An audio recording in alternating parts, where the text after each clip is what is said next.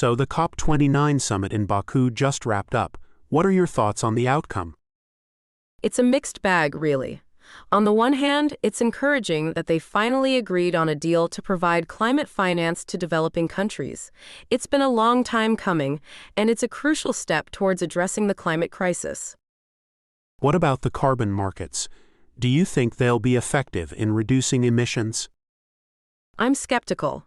There are a lot of loopholes and potential for misuse in carbon markets.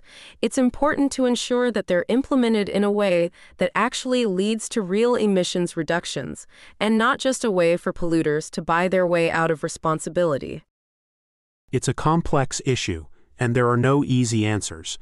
But it's clear that we need to find a way to bridge the gap between the needs of developing countries and the willingness of developed countries to provide support. Absolutely. We need to see a shift in mindset, a recognition that climate change is a global problem that requires global solutions. We need to work together, not against each other, if we want to create a sustainable future. And what about the next COP? Do you think we'll see more progress in Belém, Brazil? It's hard to say. It's going to depend on the political will of the participating nations. But I hope that the lessons learned from COP29 will lead to a more inclusive and effective process next year. I hope so too. We need to see real action, not just words. The future of our planet depends on it. I couldn't agree more. We need to act now before it's too late. But you're not entirely satisfied, are you? No, not at all. The $300 billion figure is a far cry from the $1.3 trillion that developing countries were asking for. It's a significant amount, but it's not enough to truly address the needs of the most vulnerable nations. And then there's the way the deal was adopted. It seems like it was rushed through without proper consultation. Exactly. It's concerning that the COP29 president didn't allow for any discussion or debate before gaveling the deal through.